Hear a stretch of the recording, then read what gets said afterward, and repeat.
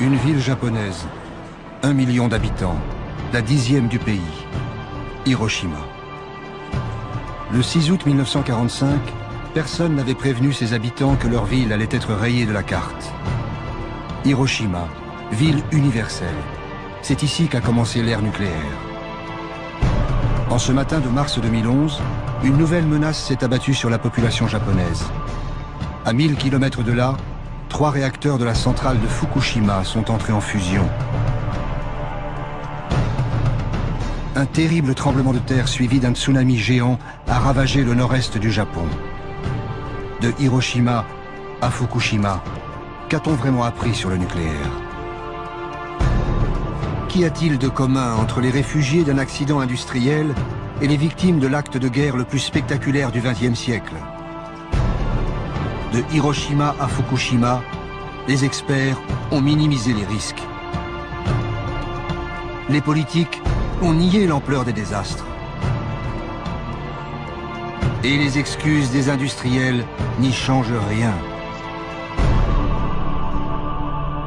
Depuis plus de 65 ans, l'histoire de la bombe, du nucléaire, de cette puissance inouïe, est une longue histoire de secrets.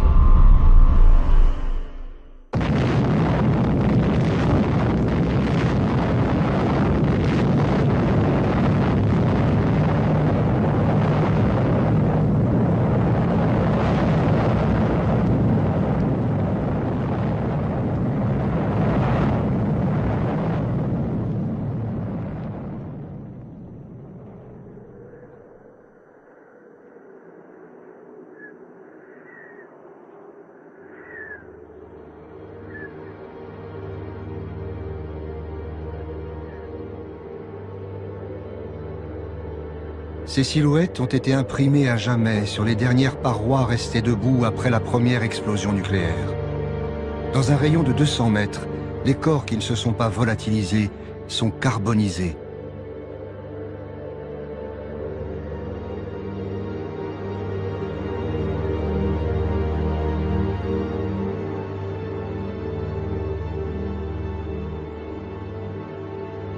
N'ont survécu que ceux qui étaient loin de l'épicentre, ou protégés par des murs de béton. Dès le lendemain de l'explosion, le docteur Hachiya tente d'aider les blessés. Tous sont atteints d'un mal mystérieux. 9 août. Hier, un de nos malades s'est plaint toute la journée de douleurs dans la bouche. Aujourd'hui, de nombreuses petites hémorragies apparaissent dans sa bouche et sous sa peau. Quand cet homme est arrivé à l'hôpital, il se plaignait seulement d'une grande faiblesse. En apparence, il n'avait aucune blessure. Ce matin, d'autres malades commencent à avoir des hémorragies sous-cutanées auxquelles s'ajoutent des vomissements de sang. Pourtant, parmi eux, aucun ne présente de symptômes connus.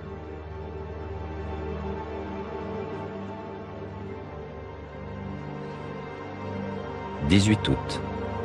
Aujourd'hui, un nouveau symptôme a fait son apparition. De nombreux malades commencent à perdre leurs cheveux. Ils ont un vilain teint.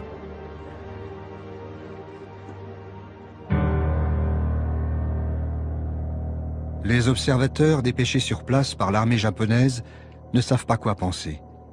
Hiroshima et Nagasaki ont été anéantis par une arme inconnue. Cela ne semble pas être un gaz toxique.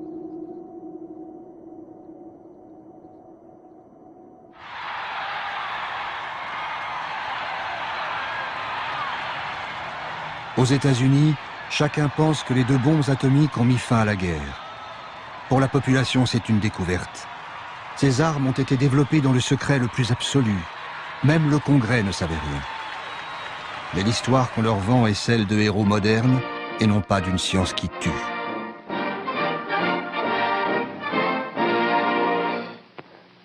On July 16, 1945, at Alamogordo, the atomic age was born. Minus 20 seconds. Doctors James Bryant Conant and Vannevar Bush were among the handful of spectators. Minus 5 seconds. Now!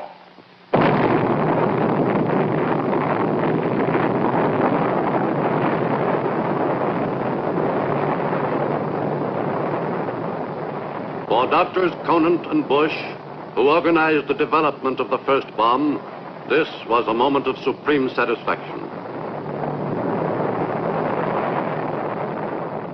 Ce film de propagande raconte l'histoire de la bombe, version US Army. C'est une fiction. Seuls les personnages sont réels. Il y a Leslie Groves, le militaire, chef du plus grand projet de l'Amérique en guerre, le projet Manhattan.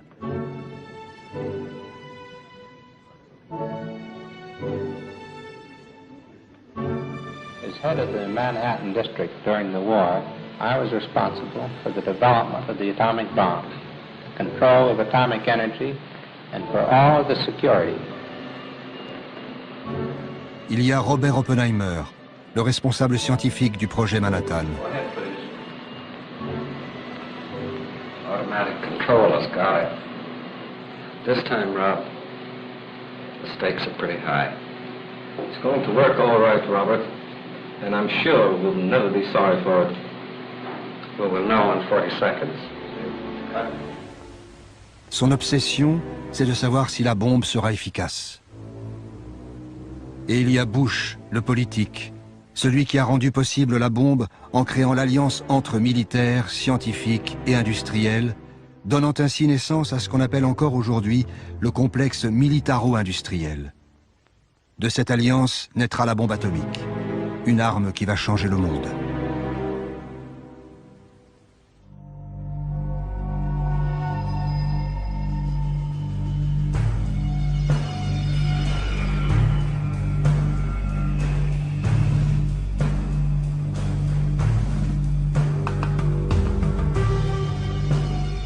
Los Alamos est un centre de recherche militaire depuis 1943. À cette époque, Oppenheimer, le scientifique, convainc Groves, le militaire, que c'est le lieu idéal pour construire un prototype de bombe. Mais en fait, les chercheurs dotés de moyens quasiment infinis vont laisser la science s'emballer et accoucher d'un monstre. Hiroshima devait être détruite pour prouver que la bombe atomique était l'une des plus grandes réussites scientifiques de tous les temps.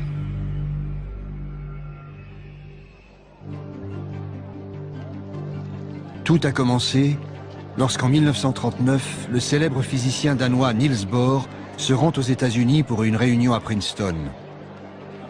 Bohr est porteur d'une mauvaise nouvelle. Des chercheurs allemands auraient réussi la fission d'un noyau d'uranium. L'opération pourrait produire une énergie phénoménale. And the result, nuclear fission. But it is equivalent Dans to le milieu mass. scientifique, In the process la of nouvelle fission, fait l'effet a tiny fraction is left over. d'une bombe. What happens to it? It explodes as energy, proving Einstein's theory that mass and energy are really the same.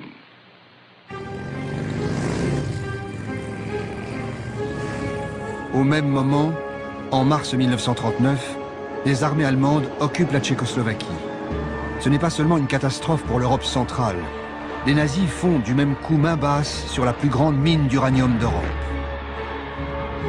L'Allemagne dispose désormais de la matière première pour concevoir une réaction en chaîne par la fission nucléaire.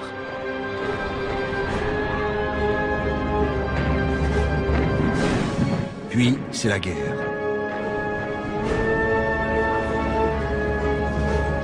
Entre alliés et nazis, la course scientifique et militaire est engagée. Mais aux États-Unis, l'opinion publique est très hostile à toute intervention dans le conflit européen. Dilemme pour le président Roosevelt. Il doit respecter ses électeurs, mais aussi préparer son pays à toute éventualité. This nation will remain a neutral nation, but I cannot ask that every American remain neutral in thought as well. Albert Einstein est le plus célèbre des physiciens réfugiés en Amérique.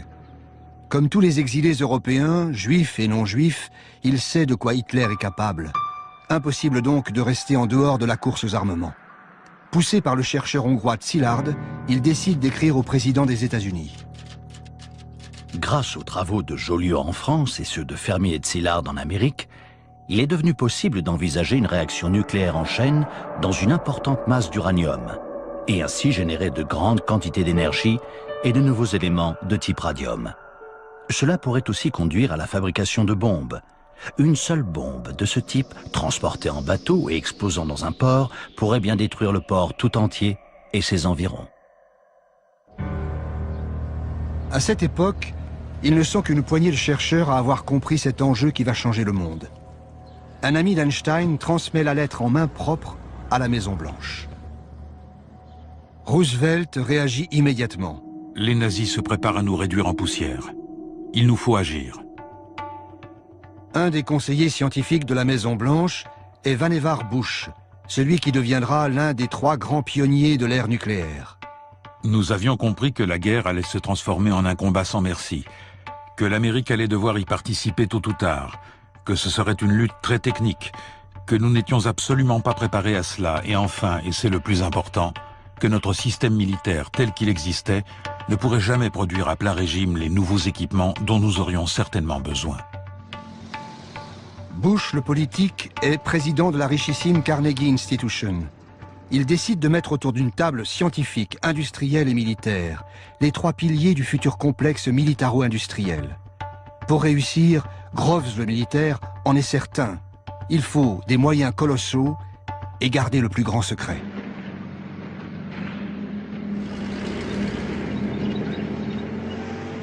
En Europe, les événements se bousculent. Durant l'été 1940, l'offensive éclair de la Wehrmacht met la Belgique et la France hors de combat en 6 semaines. La Grande-Bretagne se retrouve seule face à Hitler. Les Allemands défilent sur les Champs-Élysées.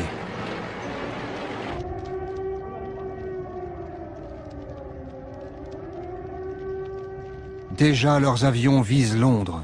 C'est le Blitz. Les recherches britanniques sur l'atome ont alors une nette longueur d'avance. Cambridge héberge un prestigieux laboratoire de recherche nucléaire. Churchill et le gouvernement britannique pensent que 3 ans suffiraient pour fabriquer une bombe atomique.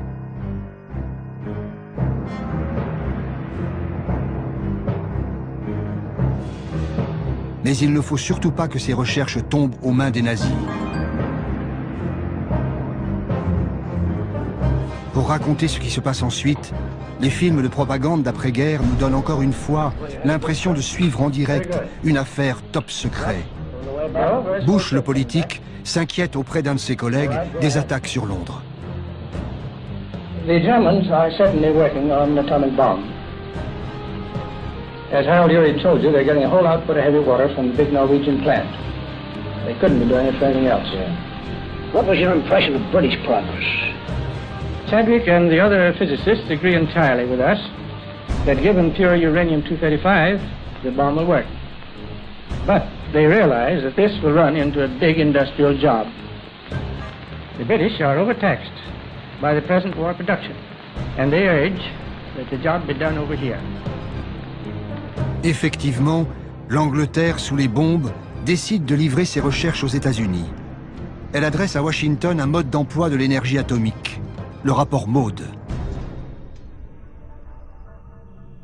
Nous sommes arrivés à la conclusion qu'il serait possible de fabriquer une bombe à l'uranium de 10 kg environ, qui aurait une puissance de destruction égale à 1800 tonnes de TNT, et libérer une grande quantité de matière radioactive, dangereuse pour la vie humaine, pendant une longue période dans la zone de l'explosion.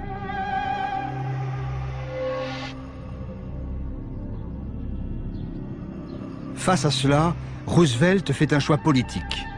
Bien que son pays reste farouchement isolationniste, il donne son feu vert pour construire des armes atomiques.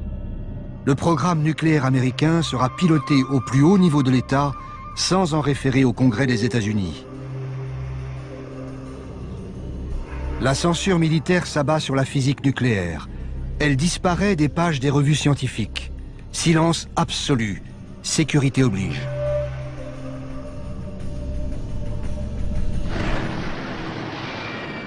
Pearl Harbor, 7 décembre 1941.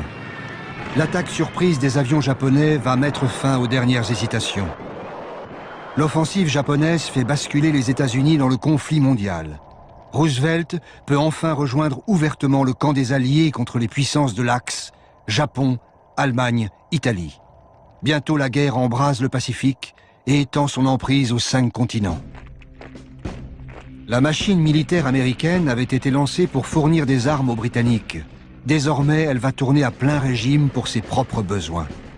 Le siège de l'armée américaine, le Pentagone, vient justement d'être terminé. Le chef du projet, un militaire pragmatique, s'appelle Leslie Groves. En septembre 1942, on lui confie une autre mission ultra sensible, accélérer les recherches nucléaires contre l'Allemagne, nom de code, Projet Manhattan. D'autant que les premiers résultats arrivent. Les chercheurs ont isolé un nouvel élément, le plutonium, plus lourd que l'uranium et plus efficace pour fabriquer une bombe. Vu par les films de propagande d'après-guerre, tout cela apparaît, à tort, bien inoffensif.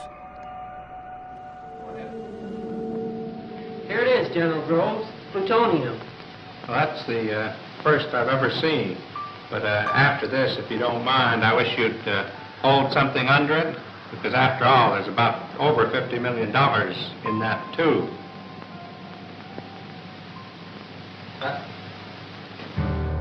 Ces recherches nécessitent une armée de scientifiques, d'ingénieurs et de techniciens répartis sur tout le territoire américain. Pour coordonner ces équipes, Groves, le militaire, a choisi un outsider, professeur de physique théorique à Berkeley. Un homme qui a même été proche du Parti communiste, Robert Oppenheimer. Il est propulsé à la tête du projet de recherche le plus gigantesque que la science ait connu. C'est un génie, un véritable génie. Il sait tout. Il peut parler de n'importe quel sujet. Enfin presque. Il y a 2 ou 3 choses dont il ne sait rien. Le sport, par exemple. L'autre priorité de Groves, c'est de trouver la matière première pour la future bombe.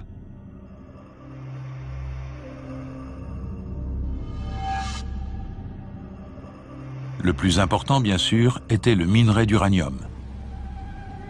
La plus grande source d'uranium pendant la guerre était la mine de Chinkolobwe, au Congo belge. Et l'homme clé dans ce domaine était M. Edgar Sangier, le directeur de l'Union minière du Haut-Katanga. Sangier est un industriel belge et un homme d'affaires prévoyant. Dès 1940, il a ordonné que toutes les réserves d'uranium belges soient mises à l'abri des nazis et envoyées aux États-Unis. En ce printemps 1942, Groves, le militaire, découvre donc avec stupéfaction que 1250 tonnes du précieux minerai sont stockées à portée de main dans le port de New York. Un formidable cadeau. L'approvisionnement du projet Manhattan est maintenant assuré.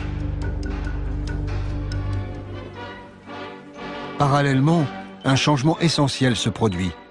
Pendant l'été 1942, le Troisième Reich renonce à son programme nucléaire, sauf que les Alliés n'en sauront rien. Pour Albert Speer, devenu ministre de l'Armement et de la Production de guerre, les dirigeants nazis n'ont pas compris le bouleversement radical que signifiait l'arme atomique.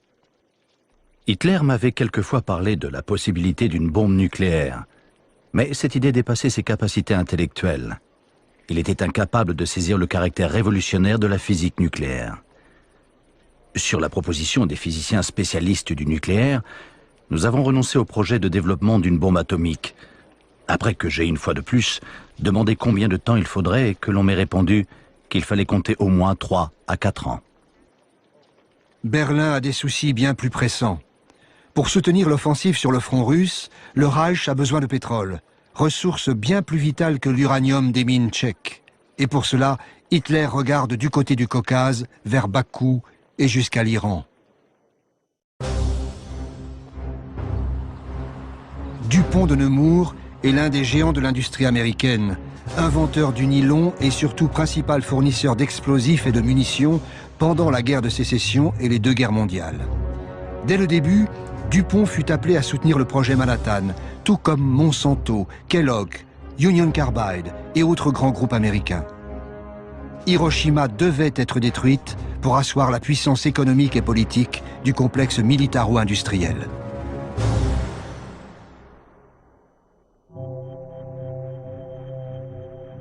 Deux mois après que l'Allemagne a arrêté son projet nucléaire, la salle de squash de l'Université de Chicago est devenue un gigantesque assemblage de graphite et d'oxyde d'uranium.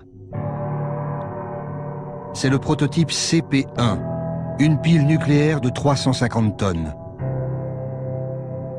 Autrement dit, le tout premier réacteur atomique que les chercheurs alliés veulent tester au plus vite.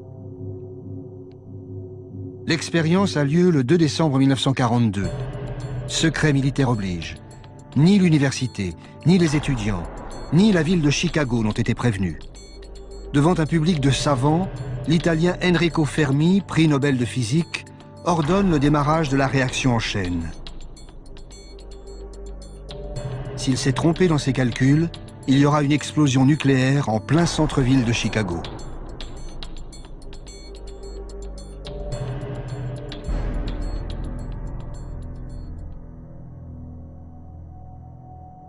Tout se passe comme prévu. Pour la première fois de l'histoire, l'homme a réussi à maîtriser l'énergie nucléaire. Nous savions que nous étions sur le point de libérer un géant. Pourtant, en réalisant que nous l'avions réellement fait, nous éprouvâmes un sentiment étrange. Parmi les spectateurs, un autre homme est fasciné par l'expérience. Il s'appelle Crawford Greenwalt. Il est ingénieur chimiste chez DuPont de Nemours. La concentration de neutrons dans la pièce est montée bien au-delà des limites autorisées, et les radiations gamma juste au-dessus des limites tolérables pour un être humain en l'espace de 24 heures. Le résultat de l'ensemble fut bien meilleur que ce qui était attendu, et pour moi, ce fut une expérience saisissante. Greenwalt, l'industriel, assiste à l'expérience sur l'invitation du général Groves. Pour faire passer le projet Manhattan à sa phase industrielle, Groves a en effet besoin d'un conglomérat rompu à la confidentialité et capable de superviser des corps de métier qui vont manipuler d'importantes quantités d'uranium et de plutonium hautement radioactifs.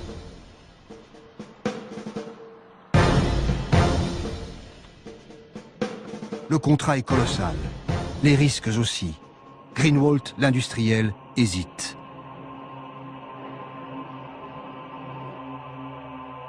Pour ne pas se faire traiter de profiteur de guerre, DuPont signera finalement un contrat ne lui procurant qu'1 dollar symbolique de bénéfices par an.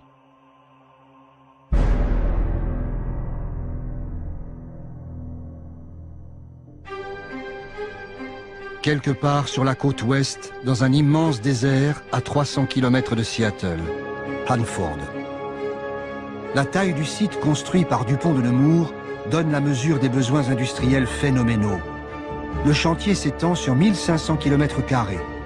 En 9 mois, 85 000 ouvriers font surgir de terre 3 réacteurs nucléaires et une usine de purification d'eau capable d'alimenter une ville d'1 million d'habitants.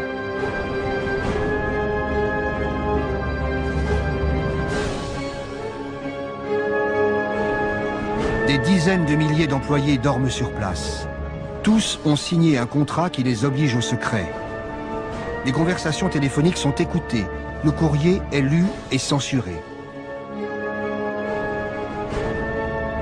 Hanford est une usine de production de plutonium. Inquiet des effets des radiations pour ses troupes, Greenwalt, l'industriel, exige des garanties. Groves, le militaire, s'engage à ce que le gouvernement américain paye 10 millions de dollars par tête en cas de blessure, maladie ou décès. Une somme faramineuse pour l'époque.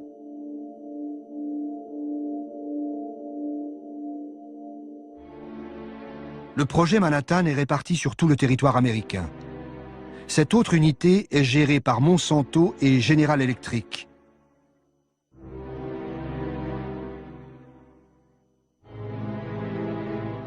On y produit l'uranium-235 et les autres matières premières nécessaires à la bombe. Il faut plusieurs tonnes d'uranium brut pour fabriquer 1 gramme de combustible nucléaire. Ici aussi, Groves a fait cloisonner au maximum les différentes étapes de la chaîne de fabrication pour garder le secret absolu. La plupart des employés ne découvriront qu'à la fin de la guerre sur quoi ils ont réellement travaillé. Tout cela, ainsi que les plans de la bombe, est consigné dans les carnets de Greenwalt, l'industriel. Ces carnets sont restés secrets militaires jusqu'en 1989.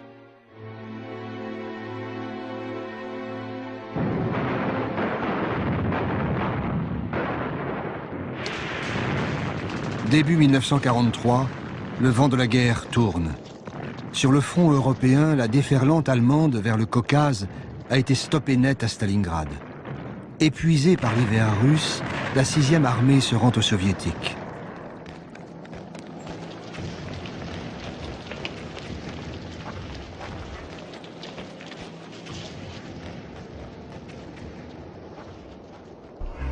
Été 1943, les Alliés se réunissent à Québec. Churchill a provoqué la rencontre dans un but précis, ne pas laisser aux États-Unis le monopole du nucléaire. La Grande-Bretagne, les USA et le Canada décident de s'associer au sein du projet Manhattan. Le Canada possède d'importantes mines d'uranium. Il fournira 4000 tonnes de minerais jusqu'en 1946.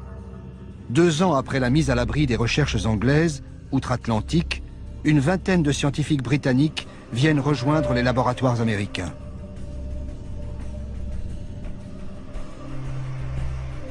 Les nouvelles recrues viennent immédiatement rejoindre les milliers de chercheurs, ingénieurs et techniciens qui travaillent sur le projet Manhattan. Los Alamos. C'est le 3e grand centre de recherche du projet Manhattan. On y vit sous haute sécurité, en famille, en vase clos, moyenne d'âge 27 ans. C'est dans ce lieu ultra sensible que convergent tous les matériaux produits sur les différents sites industriels. Ils vont permettre d'assembler les premières bombes atomiques. Parmi les scientifiques arrivés via Londres, il y a le matricule K22, Klaus Fuchs. Personne ne sait que ce jeune physicien allemand est un communiste à la solde de Moscou. La géopolitique s'installe dans le monde des scientifiques. Sur place, chercheurs et militaires se posent des questions très concrètes. Quelle arme construire? Des bombes de précision pour décimer la flotte ennemie? Ou plutôt une arme de destruction massive, comme l'écrit Oppenheimer, le scientifique, à son ami Enrico Fermi? Je souhaiterais vous entretenir de la question des aliments empoisonnés par des produits radioactifs. Je voudrais recommander un report du projet dans la mesure du possible. Je pense que nous ne devrions pas envisager de mener à bien ce projet si nous ne pouvons pas empoisonner assez de nourriture pour tuer 1 demi-million de personnes. Les chercheurs de Los Alamos penchent pour une bombe à effet massif. Mais surtout, ils veulent mieux connaître les effets de la radioactivité. Le 1er août 1944, un accident survient au bâtiment D de Los Alamos. La victime s'appelle Don Mastic, un jeune chimiste de 23 ans. Lors d'une expérience, un tube à essai se brise et une préparation au plutonium lui éclabousse le visage. Il en avale quelques gouttes.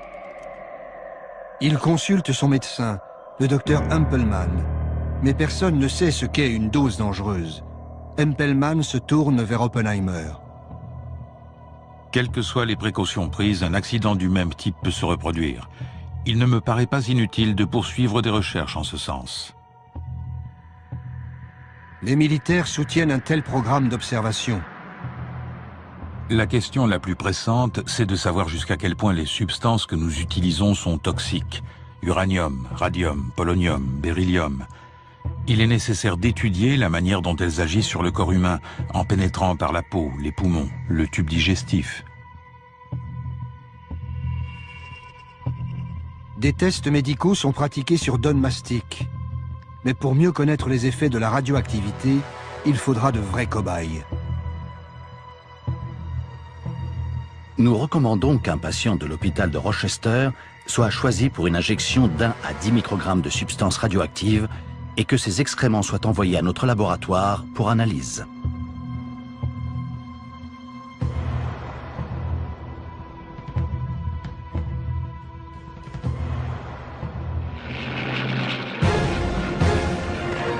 Au tournant de l'été 1944, loin des laboratoires américains, l'armée rouge fait son entrée en Pologne. Les Alliés occupent la Sicile et débarquent en Normandie, ouvrant un nouveau front à l'ouest. La future bombe ne sera peut-être plus nécessaire en Europe.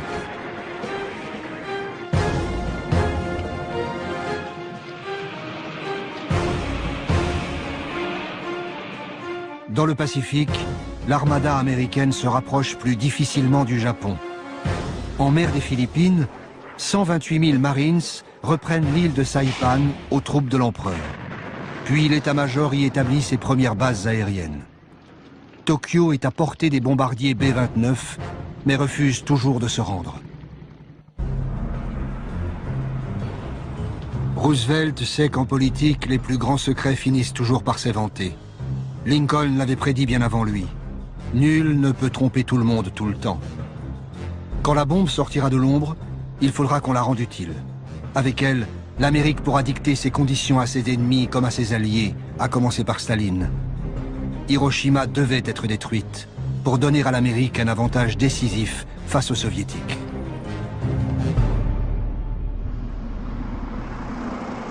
À l'été 1944, Churchill et Roosevelt se retrouvent à Hyde Park, près de New York. Pour eux, les défaites allemandes ne changent rien. Le projet Manhattan doit aboutir coûte que coûte. L'idée que le monde devrait être informé du programme de recherche nucléaire en vue d'un accord international concernant son contrôle et son utilisation est inacceptable. La question doit continuer d'être considérée comme un secret absolu. Mais lorsque la bombe sera finalement disponible, elle pourra peut-être, après mûre réflexion, être utilisée contre les Japonais, qui devront être prévenus qu'un tel bombardement sera renouvelé jusqu'à ce qu'ils capitulent. Plus d'un an avant les bombardements de Hiroshima et Nagasaki, les politiques confirment la cible désignée par les militaires. Ce sera le Japon. À l'automne 1944, en pleine débâcle allemande, le général Groves envoie une unité spéciale sur le front européen. À Strasbourg, elle fait une découverte cruciale cachée au sein de l'hôpital de la ville. Un laboratoire de physique allemand. Aussitôt, le scientifique de la troupe se met à compulser les archives. D'après les documents allemands, le programme nucléaire nazi a été interrompu 2 ans plus tôt. Les armes de destruction massive de Hitler, tellement redoutées par l'Amérique, n'ont jamais existé. Avec elles, s'évapore la menace qui a justifié le projet Manhattan. À la conférence de Yalta, Churchill et Roosevelt ne peuvent pas encore utiliser la carte de la bombe. Et les informateurs de Staline ne lui ont pas encore livré tous les secrets du projet Manhattan. Alliés et soviétiques commencent à se partager le monde avant que ne débute l'ère nucléaire. Staline est intéressé par des territoires chinois, occupés par les Japonais. Il s'engage à attaquer l'armée japonaise 90 jours après la chute de Berlin.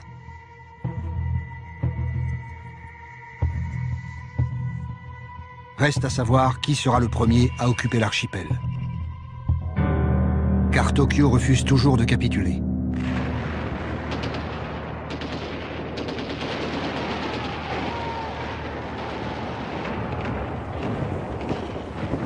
Dans le Pacifique, la prise de l'île d'Iwo Jima est longue et difficile.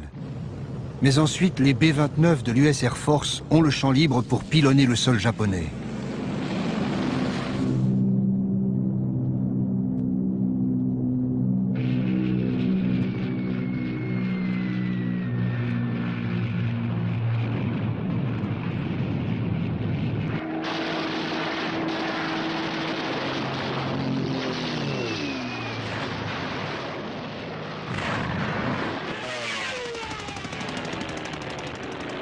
Tokyo et la plupart des grandes villes de l'archipel subissent des raids incessants.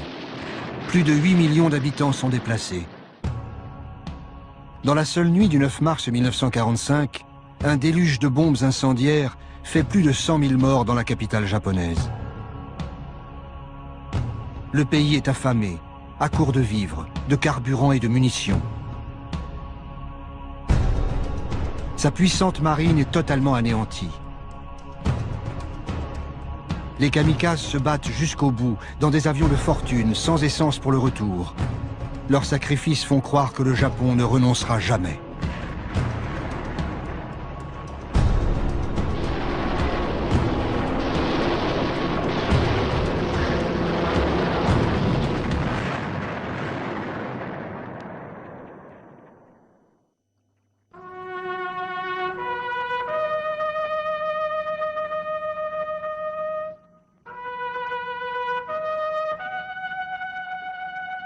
Roosevelt meurt le 12 avril 1945. Son successeur, Harry Truman, un ancien sénateur spécialiste des affaires militaires, ignore tout du projet Manhattan. Pourtant, il était vice-président des États-Unis depuis 6 mois. Son secrétaire d'État à la guerre lui apprend que Roosevelt lui lègue un secret écrasant. Stimson me dit qu'il voulait que je connaisse l'existence d'un énorme projet en cours. Un projet portant sur la mise au point d'un nouvel explosif, d'un pouvoir destructeur à peine croyable. C'est tout ce qu'il se sentit libre de me dire sur le moment. Et sa déclaration me laissa perplexe. Mais Truman va vite comprendre l'avantage stratégique inédit que confère la bombe A. Son futur ministre des Affaires étrangères, James Burns, un proche de Roosevelt, en est persuadé. Burns m'a dit que l'arme pourrait être si puissante qu'elle serait potentiellement capable de balayer des villes entières et de tuer des gens à une échelle sans précédent. Et il a ajouté qu'il pensait que la bombe pourrait bien nous mettre en position de dicter nos conditions à la fin de la guerre. Le même Burns écrit le discours d'investiture de Truman. La perspective d'avoir bientôt l'arme suprême renforce l'intransigeance américaine. Both Germany and Japan can be certain, beyond any shadow of a doubt, that America will continue the fight for freedom until no vestige of resistance remains.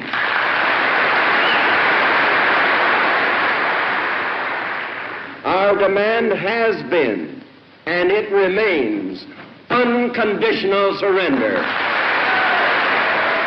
Une capitulation sans condition. À Washington, les diplomates américains savent bien que cette demande est inacceptable pour les Japonais.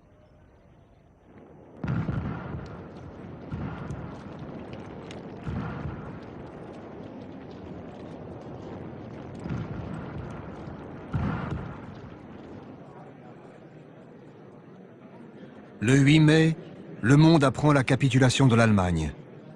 Berlin a été conquise par l'armée rouge. Les soviétiques ont aussi libéré Varsovie, Prague, Budapest et Sofia. Staline n'a pas l'intention de s'en retirer de sitôt. Conformément à l'accord secret de Yalta, Moscou se prépare maintenant à entrer en guerre contre le Japon. Les troupes soviétiques commencent à s'amasser en Mandchourie, au nord-est de la Chine.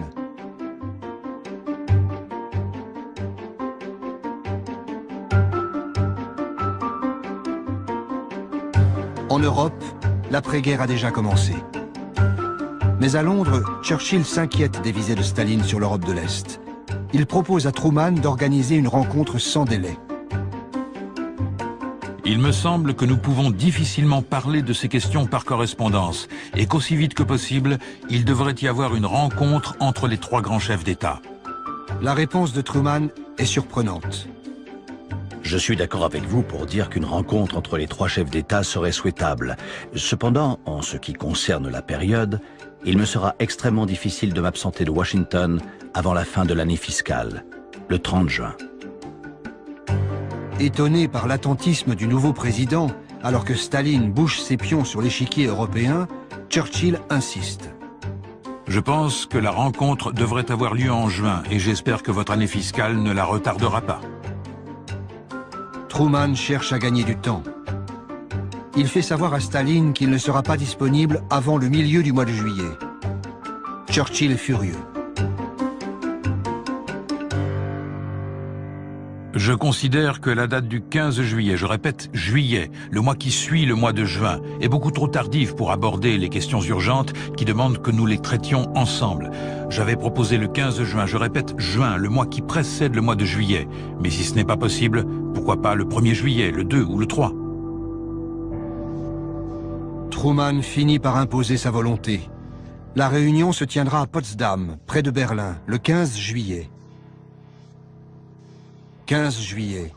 C'est le jour qui a été choisi pour le premier essai d'une bombe au plutonium sur le site d'Alamogordo. Truman veut connaître le résultat du test avant la rencontre de Potsdam.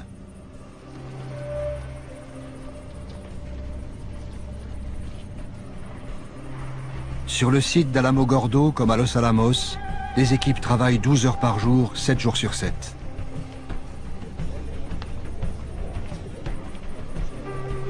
Oppenheimer raconte. Je ne pense pas qu'il y ait eu un moment où nous ayons travaillé plus dur pour aller plus vite, que pendant la période entre la capitulation allemande et l'utilisation effective de la bombe. Nous subissions une pression incroyable pour avoir terminé avant la réunion de Potsdam.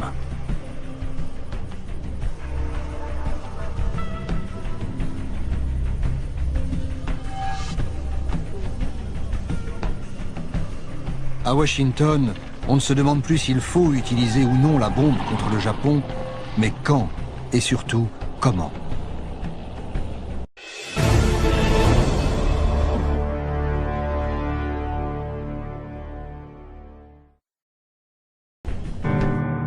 Les cibles ne devaient pas avoir été déjà détruites par les bombardements. Il était aussi souhaitable que la première cible soit d'une taille telle que les dégâts se limitent à son périmètre. Comme ça, nous pourrions mieux déterminer la puissance de la bombe. 3 villes jusqu'ici relativement épargnées sont retenues comme cibles. Niigata, Kokura et Hiroshima. Le test doit être efficace dès le premier tir. Pour l'US Air Force, Hiroshima a beaucoup d'avantages. C'est une bonne cible radar, et d'une taille telle qu'une grande partie de la ville serait largement endommagée. Les collines environnantes sont propices à engendrer un effet de réverbération qui augmenterait considérablement les dégâts. Reste à savoir s'il faut prévenir les Japonais. Certains scientifiques de Chicago y sont favorables. Nous pensons que l'utilisation de la bombe nucléaire contre le Japon sans annonce préalable est imprudente. Si les États-Unis sont les premiers à faire usage de ce nouveau moyen de destruction, ils perdront le soutien du public à travers le monde. Léo Szilard, le physicien exilé proche d'Einstein, se rend spécialement à Washington pour plaider la cause des civils. Le secrétaire d'État américain Burns lui fait comprendre que plus rien ne peut arrêter la machine. Il me dit que nous avions déjà dépensé 2 milliards de dollars pour le développement de la bombe. Comment voudriez-vous que le Congrès accepte d'allouer des fonds pour la recherche sur l'énergie nucléaire si vous ne montrez pas les résultats obtenus avec l'argent déjà dépensé? Le Congrès commence à s'interroger sur le montant énorme des dépenses non justifiées de l'armée de terre. Après 3 ans de secret absolu, la bombe doit apparaître au grand jour. Tant que la bombe n'aura pas servi contre une cible réelle, sa puissance restera invisible, incompréhensible. Nous ne pouvons proposer aucune démonstration technique susceptible de mettre un terme à la guerre. Nous ne voyons aucune alternative qu'une utilisation militaire directe. Les responsables politiques et scientifiques sont unanimes. Il faut utiliser la bombe. Un nouveau monde est en train de se dessiner. Le 1er juin 1945, le secrétaire d'État à la guerre le déclare devant les industriels et les scientifiques. Les implications du projet Manhattan vont bien au-delà de la guerre actuelle. Il faut maintenir intactes les installations industrielles existantes, constituer des stocks conséquents de matériaux à usage militaire et à usage industriel et technique, et enfin ouvrir la voie au développement industriel. L'Amérique prépare déjà l'avenir. La bombe atomique y jouera un rôle central. Et la perspective d'une industrie nucléaire à grande échelle commence à se profiler.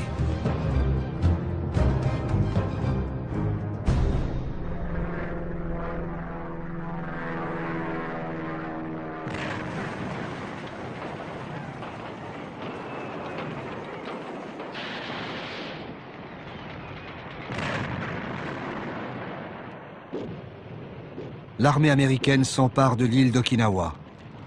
C'est la bataille la plus sanglante de la guerre du Pacifique. 12 000 GIs et plus de 100 000 soldats japonais sont tués et au moins autant de civils.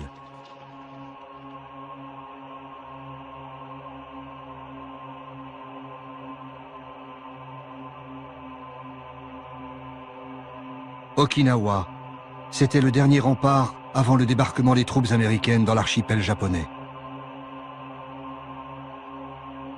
À Tokyo, le palais impérial cherche avant tout un moyen de négocier la fin de la guerre sans sacrifier l'empereur.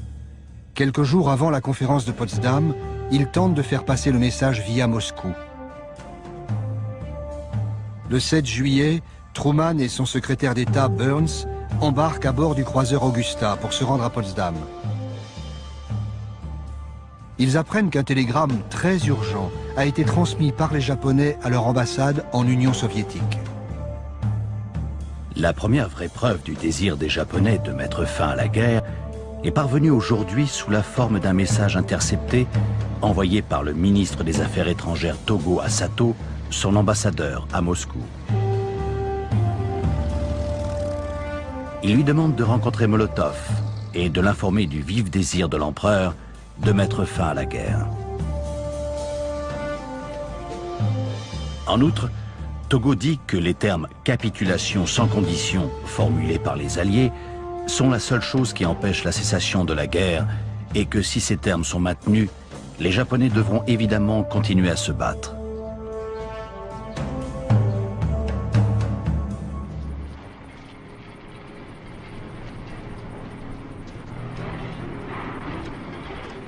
Dans le désert du Nouveau-Mexique, le jour tant attendu est arrivé. Tout est prêt pour le premier test nucléaire jamais réalisé. Nom de code, Opération Trinity. Le général Groves raconte les derniers préparatifs. Le test avait été programmé pour 4 heures du matin le 16 juillet. Cette heure avait été choisie dans l'idée qu'une explosion si tôt le matin attirerait moins l'attention d'observateurs éventuels, la majorité des gens étant encore endormis. Nous nous attendions à ce qu'il y ait un énorme éclair lumineux, mais nous ne pensions pas qu'il serait assez puissant pour réveiller la population.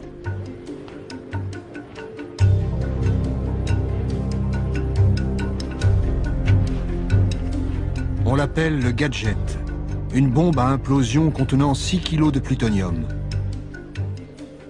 150 000 personnes ont œuvré à la création de ce monstre de métal dont le cœur est à peine plus gros qu'une balle de tennis.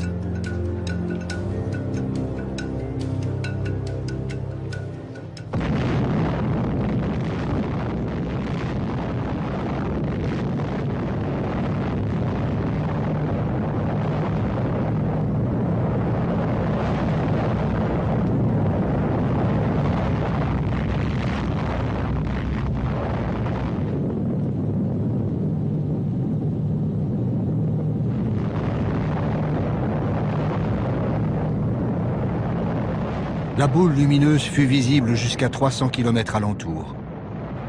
Le premier essai nucléaire de l'histoire a réussi au-delà de toute espérance. L'homme est devenu maître d'une nouvelle puissance. Le projet Manhattan a doté l'Amérique de l'arme absolue. Mais plus que jamais, le secret doit être maintenu.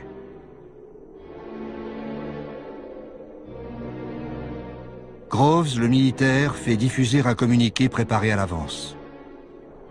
Un dépôt de munitions situé aux confins d'Alamogordo, contenant une grande quantité de puissants explosifs et de matériel pyrotechnique, a explosé.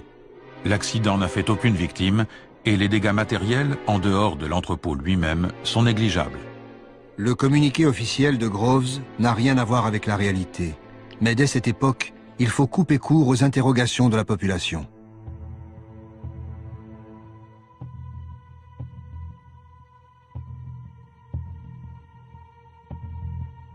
Truman et Burns arrivent à Potsdam le même jour. On leur transmet aussitôt un télégramme crypté en provenance d'Alamogordo. Opéré ce matin. Diagnostic encore incomplet, mais les résultats semblent satisfaisants et dépassent déjà les prévisions. Lors de sa première rencontre avec Staline, Truman n'a pas encore compris tout ce que cela signifie. La conférence se poursuit. Comme promis, à Yalta, les Soviétiques interviendront contre le Japon à partir du 15 août. Mais les nouvelles qui affluent du Nouveau-Mexique, les heures et les jours suivants changent complètement la donne. Churchill note tout de suite un changement dans l'attitude des Américains. Il n'en comprend la cause que le lendemain, à la lecture du rapport complet du général Groves. Maintenant, je sais ce qui est arrivé à Truman hier. À la Réunion, après avoir lu ce rapport, il était un autre homme.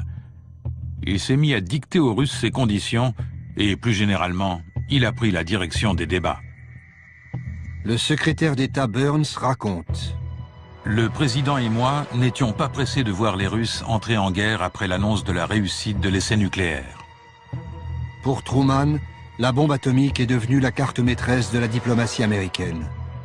Il écrit dans son journal le même jour.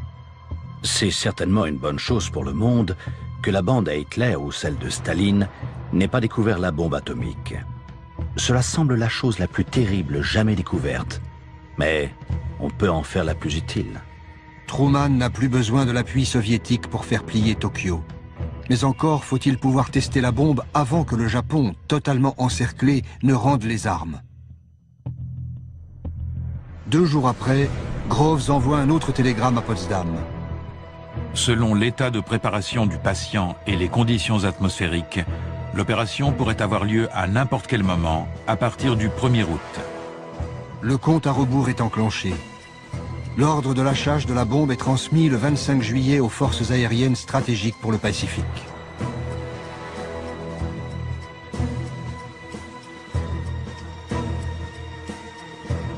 La proclamation finale des Alliés est signée par Truman, Churchill et Chiang Kai-shek. L'Union soviétique de Staline n'a même pas été invitée à la rédaction du texte. Nous appelons le gouvernement japonais à accepter maintenant la capitulation sans condition de ses forces armées et de nous donner ainsi l'assurance de sa bonne foi. L'autre alternative pour le Japon sera une destruction rapide et totale. Furieux, Staline comprend qu'il a été trahi. Grâce à son espion à Los Alamos, il sait que la bombe est prête. Il accélère le déploiement de ses troupes en Extrême-Orient pour tenter d'occuper le Japon en premier. À Potsdam, s'est écrit le premier chapitre de la guerre froide.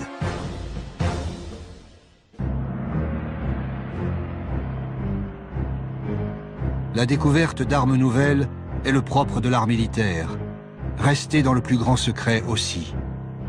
La légende veut cependant que le largage de 2 bombes atomiques ait permis de sauver la vie de millions de GIs et de civils en écourtant la guerre. En fait, Hiroshima devait être détruite pour exposer au monde la surpuissance de l'arsenal américain.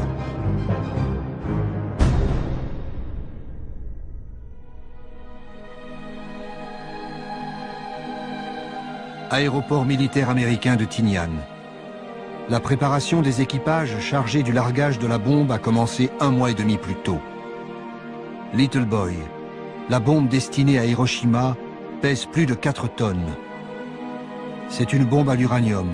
Sortie de Los Alamos en pièces détachées, elle est assemblée ici, à Tinian, au beau milieu du Pacifique.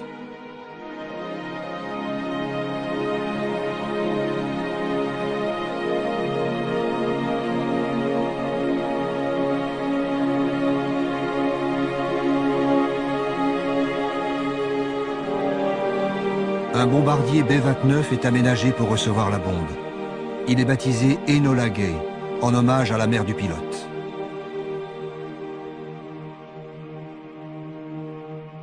« 6 août 1945. Le largage de la bombe doit être fait à vue, non au radar, pour plus de précision. 3 avions éclaireurs sont partis étudier la météo des 3 cibles potentielles. Il y a des nuages au-dessus de Kokura. Niigata s'avère trop loin vu le surpoids de la bombe. À Hiroshima, le ciel est clair. La ville est choisie pour cible. Little Boy est larguée à plus de 9000 mètres d'altitude. Elle explose une quarantaine de secondes plus tard, à 600 mètres au-dessus de Hiroshima.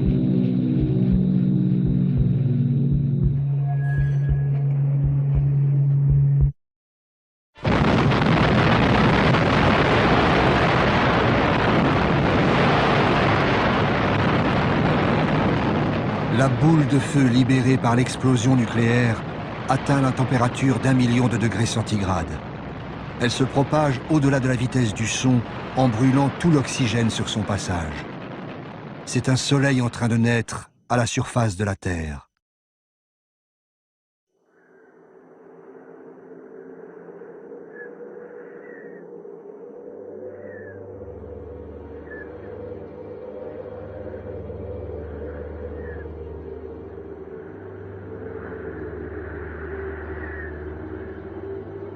« 6 août. Soudain, il y a un éclair, puis un autre. Ombre et reflet, tout a disparu. Il n'y a plus qu'un nuage de poussière au milieu duquel je n'aperçois qu'une colonne de bois qui supportait ma maison. Hiroshima, 8h15. Le docteur Hachiya se préparait à partir pour l'hôpital. Il note ces phrases dans son journal le jour même de l'explosion. Instinctivement, je me mets à courir, ou du moins j'essaie. Inutilement. Des poutres jonchent le sol. Je me sens extraordinairement faible. Je dois m'arrêter pour reprendre des forces. C'est là que je m'aperçois que je suis complètement nu. Où sont passés mon pantalon et mon maillot? Je regarde mon côté droit, il est tout ensanglanté. J'ai également une blessure à la cuisse. Quelque chose de chaud coule dans ma bouche. Ma joue est déchirée. Le souffle de l'explosion a été d'une puissance inouïe. En un instant, une seule bombe à uranium a rayé de la carte une ville de 350 000 habitants. 4 km² réduits en cendres. Les maisons ont brûlé. Le fer s'est tordu sous la chaleur. Tout se passe comme dans un mauvais rêve.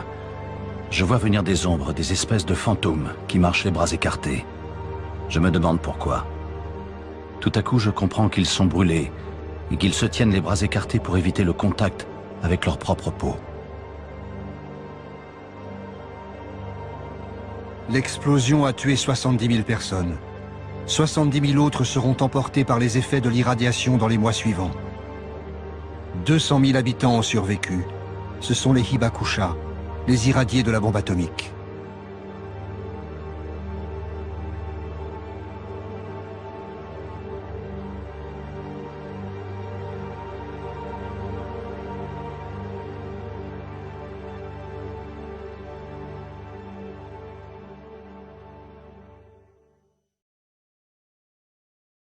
A short time ago, an American airplane dropped one bomb on Hiroshima and destroyed its usefulness to the enemy. That bomb has more power than 20,000 tons of TNT. It is an atomic bomb. It is a harnessing of the basic power of the universe. 2 jours après l'explosion de la bombe sur Hiroshima, les Soviétiques déclarent la guerre au Japon. 1,5 million de soldats franchissent les frontières de la Mandchourie, occupée par le Japon depuis 1931. Les troupes japonaises ne livrent pas bataille. À court de munitions, elles se rendent aux Soviétiques.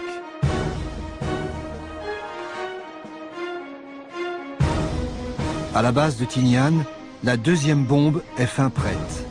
Fat Man est de conception très différente de Little Boy. C'est une bombe au plutonium comme le gadget de Trinity. Elle coûte moins cher que Little Boy, elle est plus efficace, et sa production en masse est plus facile. Il faut absolument l'essayer. Il ne manque plus que la dédicace du général Groves. Resté aux États-Unis, il laisse faire son bras droit, le colonel Farrell. À Hirohito, affectueusement.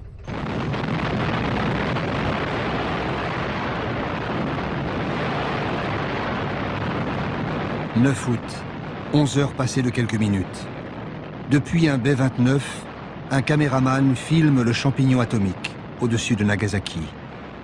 L'avion transporte aussi une cargaison de scientifiques venus observer l'explosion. De retour à la base, l'équipage baptisera le bombardier Necessary Evil. Pour l'histoire, la bombe nucléaire devient un mal nécessaire.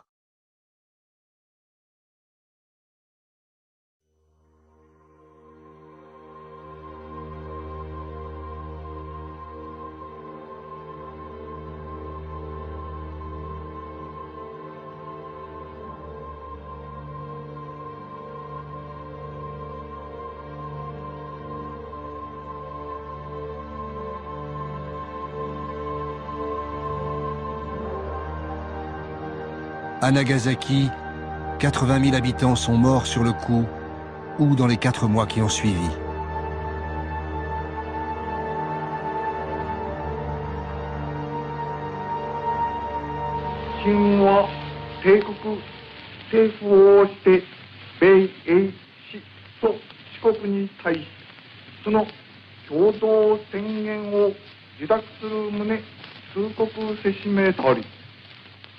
Le 15 août 1945, le peuple japonais entend la voix de l'empereur pour la première fois. Cette voie leur apprend la capitulation de leur pays. Le palais impérial n'a pas seulement plié face à la bombe. À ses yeux, Tokyo fait face à un péril bien plus grand. L'armée rouge progresse vers le nord de l'archipel. Pour éviter un Japon sous la coupe soviétique, Washington laisse un espoir de survie au régime impérial. Le texte de la capitulation ne dit rien du futur sort de Hirohito. Ce texte est signé le 2 septembre à bord du croiseur Missouri. Les troupes d'occupation du général MacArthur arrivent au Japon moins d'un mois après les bombardements nucléaires.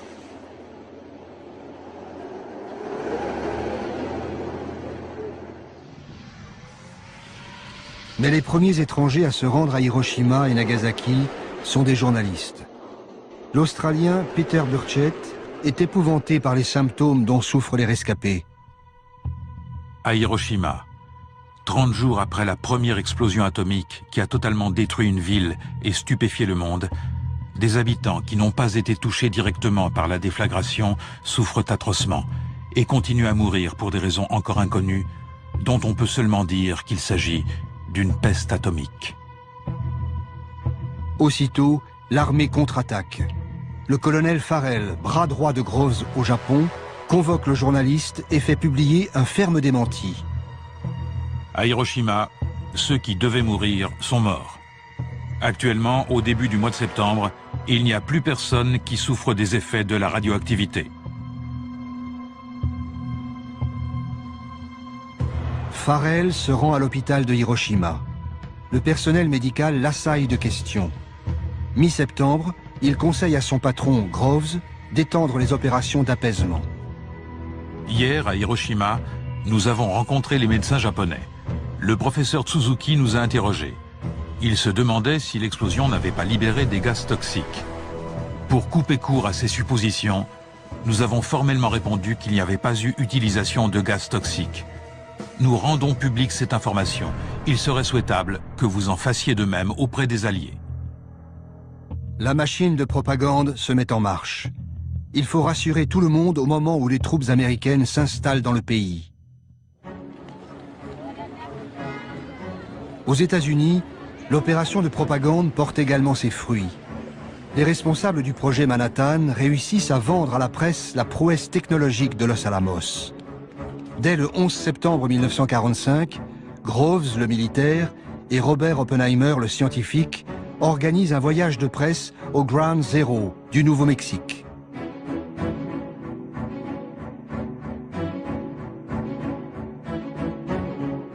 Le site est encore radioactif, mais Oppenheimer se veut rassurant. Il explique aux journalistes que contrairement aux gadgets de Trinity, les bombes japonaises ont été lâchées de très haute altitude. Il ne devrait pas y avoir d'effet comparable à des armes chimiques ou d'empoisonnement de la Terre par des éléments radioactifs, et aucune autre horreur que celle qui accompagne habituellement les grandes explosions. Message transmis à l'opinion publique. La bombe nucléaire est une bombe propre. Rien à voir avec les armes chimiques interdites par le protocole de Genève.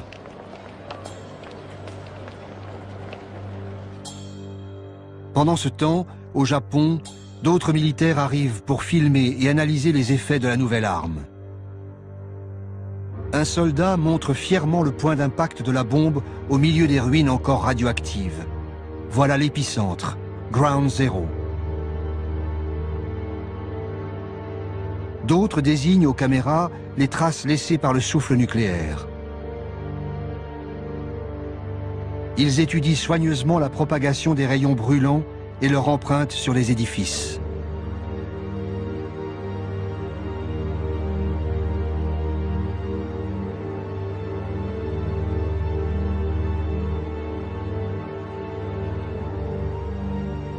Devant la presse, les forces d'occupation nient avec force la persistance de la radioactivité. Au même moment, des observateurs américains continuent de la mesurer méticuleusement.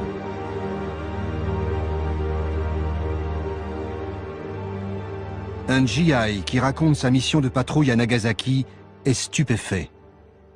Je ne savais pas pourquoi j'étais là. Il n'y avait pas d'habitants, tous avaient péri. Il n'y avait pas d'oiseaux, pas d'animaux, pas de criquets. Il n'y avait rien du tout. C'est difficile de décrire un silence complet comme celui-ci. Au bout d'un an, 9000 Américains et Japonais travaillent à plein temps au département de la censure civile. La censure des troupes d'occupation s'avère redoutablement efficace. Dans les journaux d'Hiroshima, on supprime les caractères d'imprimerie correspondant aux termes « bombardements atomiques » et « radioactivité ». Pendant presque 10 ans, aucun Japonais ne pourra lire d'informations concernant les survivants irradiés, les Hibakusha. Après le feu atomique, c'est une chape de plomb qui s'abat sur Hiroshima et Nagasaki.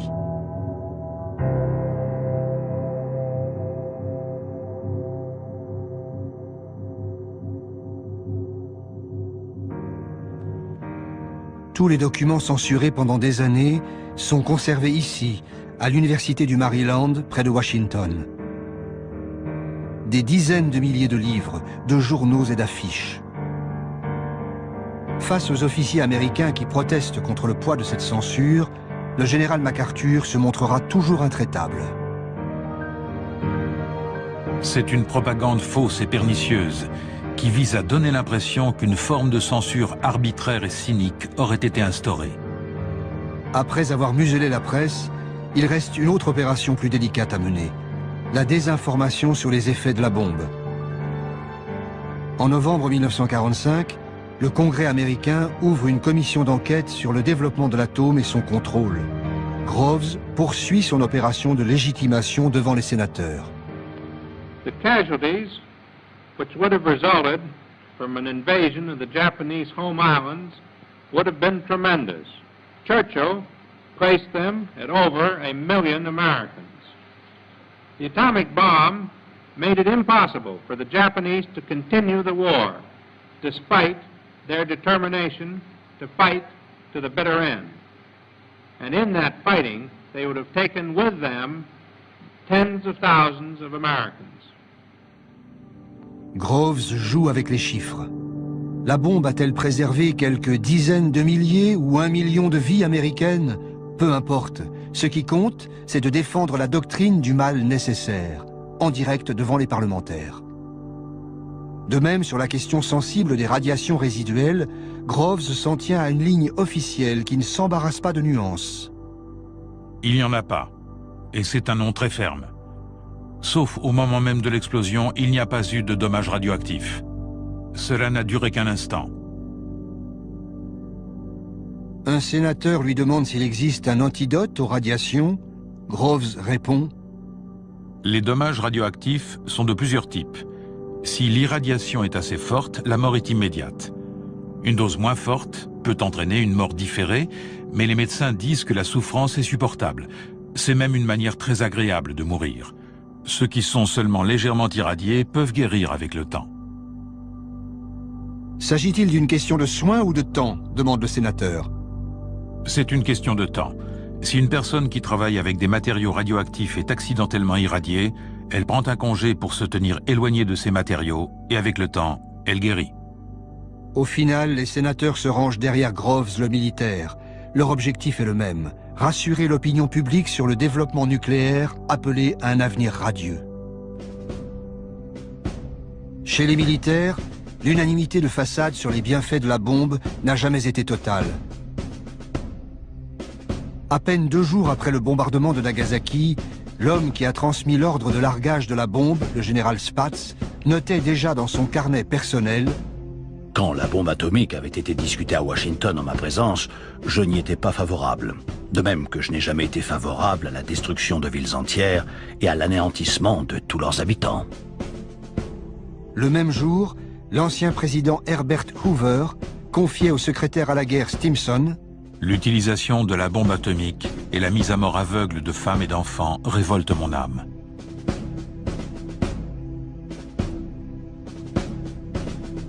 Stimson, l'ancien secrétaire d'État à la guerre, est le seul responsable politique à être resté en poste tout au long du projet Manhattan. À l'été 1946, on lui demande de signer un article pour faire cesser la polémique autour de la bombe. le texte paraît dans le Harper's Magazine.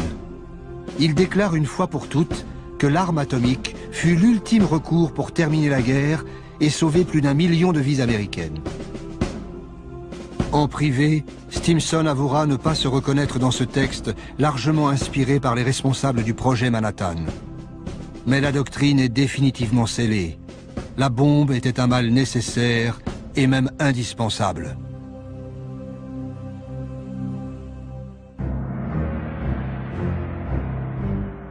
New York. Un congrès réunit scientifiques, industriels et militaires à propos de l'avenir de l'atome.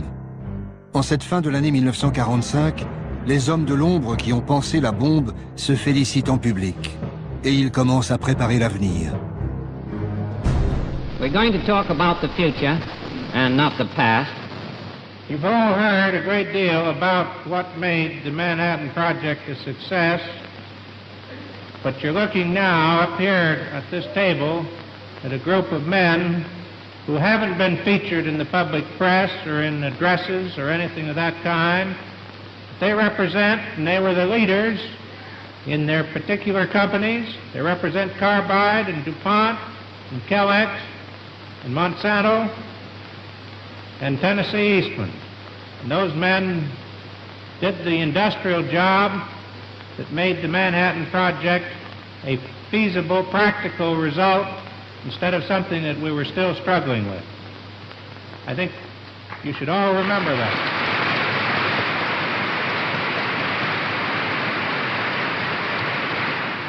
I can't see any difference between solving the problem to build an atomic bomb, which was enormous, and solving the problem of using atomic energy for peaceful purposes, provided the setup is right. Pacifique. Ce mot clé tourne la page d'Hiroshima pour ouvrir la voie à une industrie nucléaire civile. En août 1946, Truman crée une commission à l'énergie atomique, AEC, composée de civils.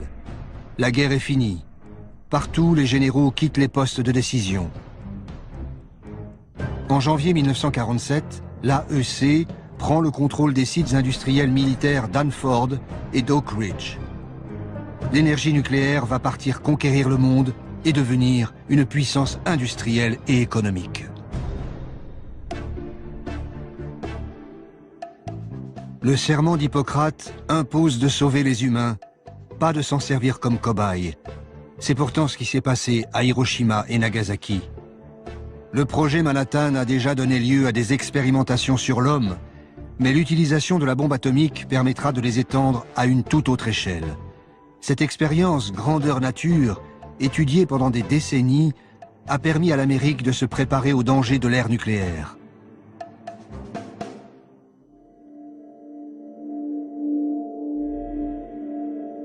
Pour bien comprendre ce secret, il faut revenir au début du projet Manhattan. Les scientifiques, mais aussi les industriels, s'inquiètent très tôt des effets de la radioactivité sur le corps humain. Ils réclament des expériences concrètes. Le jeune scientifique, qui avait avalé du plutonium, n'est que le premier d'une longue série. Les médecins radiologues veulent connaître la dose limite de radiation dans le corps. Enfin, en avril 1945, le jour de la première expérimentation sur le corps humain est arrivé. Cela nous a permis de vérifier précisément les données de laboratoire. Des malades sont choisis dans différents hôpitaux. Chacun reçoit un numéro précédé des initiales HP pour Human Product, soit produit humain. La décision a été prise délibérément de ne pas informer les patients de la nature du produit inoculé. Des seringues spéciales en plomb sont conçues pour injecter des doses de plutonium d'environ 5 microgrammes. Les résultats confirment ceux des tests sur les animaux. Ils sont sans surprise. Le plutonium, 30 fois plus toxique que le radium, est un puissant cancérigène. 3 patients sont testés en avril 1945, 11 autres à partir de septembre, après la fin de la guerre. À ce moment, le responsable du projet Produit humain vient d'arriver à Nagasaki. C'est le docteur Warren, le médecin-chef du projet Manhattan. Warren n'est pas venu soulager les victimes ou partager avec les médecins japonais les connaissances accumulées aux États-Unis par ses équipes. Il est venu étudier les effets du plutonium sur les irradiés des bombes atomiques. Toutes les informations sont transmises aux États-Unis.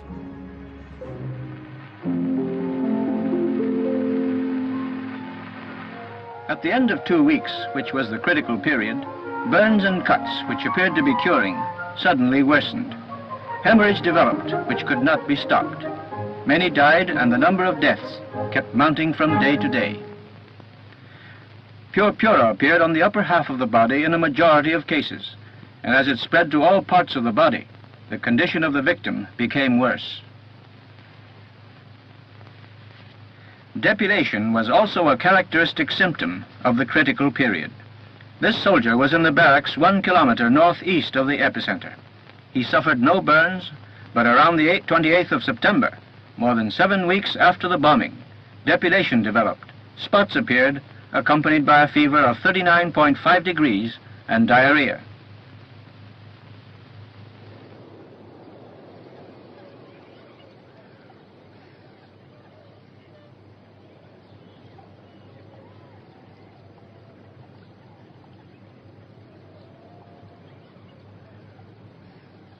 Les assistants de Warren recueillent des dossiers médicaux, saisissent des échantillons, filment l'évolution des symptômes. Ils enquêtent sur chaque patient pour savoir où et comment ils ont reçu la bombe atomique, la gravité de leur brûlure. Tout cela est soigneusement rassemblé, puis classé secret défense. Un médecin japonais, le docteur Hida, témoigne. Le directeur de l'hôpital nous communiqua un ordre du ministère de la Santé que nous devions tous respecter, patients aussi bien qu'employés. Les dommages provoqués par les bombardements sur Hiroshima et Nagasaki sont un secret militaire américain. Personne ne doit communiquer ce qu'il a vu, entendu ou ce qu'il sait sur la réalité de ces dommages, ni par la parole, ni par l'écrit, ni par le dessin, ni par la photo. Les contrevenants seront punis.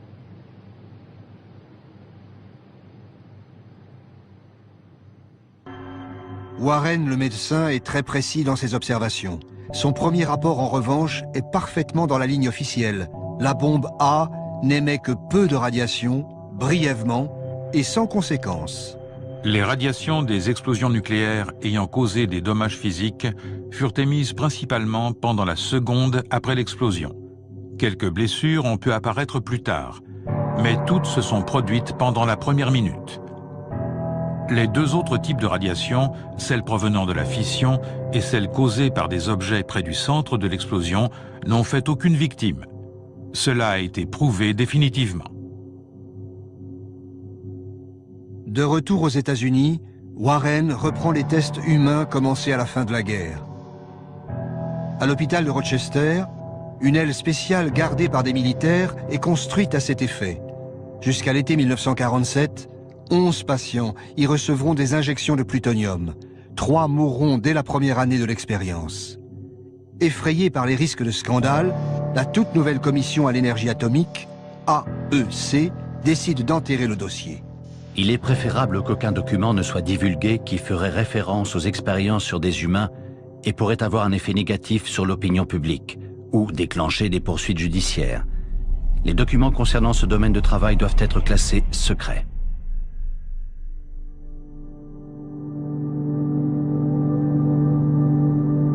Aux États-Unis, on s'interroge sur l'éthique médicale, tandis qu'à Hiroshima et Nagasaki débute une grande enquête sur les radiations. Le nouveau secrétaire d'État à la Marine presse Truman d'exploiter les données scientifiques recueillies à Hiroshima et Nagasaki. Les résultats provisoires de l'enquête montrent qu'environ 14 000 Japonais ont été irradiés par l'explosion nucléaire. L'étude de ces personnes et des autres habitants est une occasion unique et très importante pour les Alliés de pouvoir mener des recherches médicales et biologiques sur l'influence de la radioactivité. Ces recherches ne doivent pas s'arrêter maintenant, mais être poursuivies sur le long terme. Une occasion unique. Peu après, Truman ordonne la mise en place d'une commission sur les dommages de la bombe atomique, l'ABCC. Elle s'installe à Hiroshima et Nagasaki. Avec l'aide du ministère de la Santé japonais, l'ABCC reprend le travail du docteur Warren à grande échelle. Étudier sur le long terme l'influence des radiations sur les victimes de la bombe. À nouveau, les survivants sont forcés de collaborer pour les enquêtes médicales sans jamais être soignés. À nouveau, les informations recueillies sont classées, compilées, archivées et expédiées aux États-Unis. C'est ainsi que l'Amérique se prépare à affronter les nouveaux dangers de l'ère nucléaire. Les banques de données médicales de l'ABCC sont restées secret défense jusqu'en 1975. En 1973, un rapport confidentiel de l'ABCC expliquait la portée vitale de ces travaux pour les générations futures. Pour les personnes concernées par la protection contre les radiations, les conséquences à long terme des bombes atomiques sont importantes et utiles. Les observations sur le cancer, le vieillissement accéléré, les changements cytogénétiques et les mutations chez les descendants doivent se poursuivre au moins toute la durée de vie des survivants. Ces connaissances sont applicables aux futures politiques de santé dans les nations où les catastrophes radioactives seront un effet indirect du progrès. Le progrès, le mot est lâché. Il sera le leitmotiv des 30 Glorieuses et de la guerre froide. Le progrès à tout prix, sans demander l'avis des peuples. Et le paroxysme du progrès, c'est le nucléaire.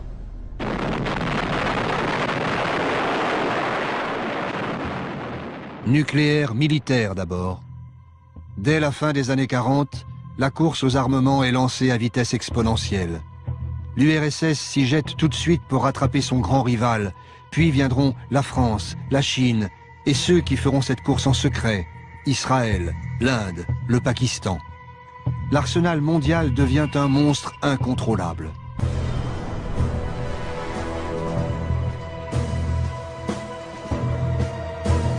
Et le progrès, ce sont aussi ces nouvelles centrales qui apportent à de nombreux pays l'énergie miraculeuse, inépuisable et sans danger. Avec l'aide de son ancien ennemi, les États-Unis, le Japon est devenu le 3e producteur mondial d'énergie nucléaire. Mais Fukushima le replonge brutalement dans le cauchemar atomique. À Hiroshima, l'ancien ABCC sert désormais de référence internationale pour les normes de protection contre la radioactivité.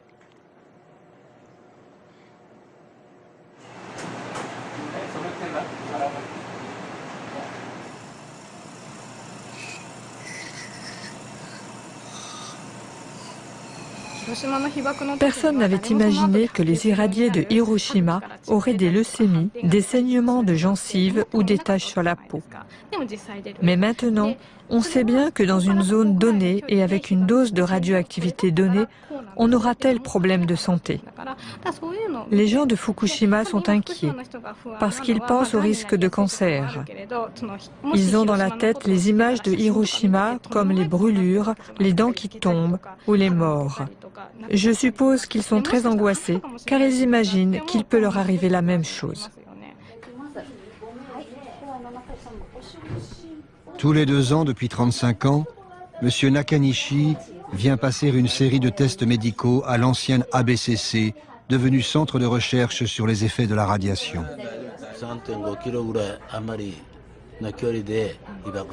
Ma mère m'a dit que j'étais à un peu plus de 3 km de l'épicentre au moment de l'explosion. J'avais 3 ans. Elle m'a raconté que j'étais dehors et que j'ai été irradié. Un peu plus tard, j'ai perdu tous mes cheveux. Quand j'étais à l'école primaire, des copains de classe sont morts de leucémie. Je pensais que ça pouvait m'arriver à moi aussi. Mais à 20 ans, ce qui m'a choqué le plus, c'était la mort d'un ami de mon âge. Ça m'a fait très peur. On peut mourir de la bombe atomique plus de 20 ans après.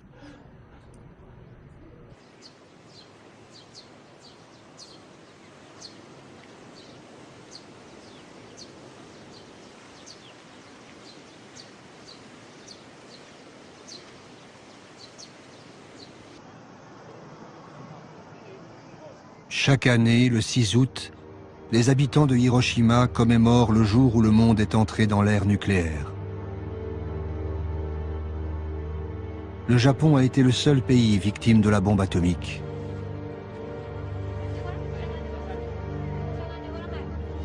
À Hiroshima, comme à Nagasaki, des lanternes en papier sont déposées sur l'eau de la rivière pour apaiser les âmes des disparus.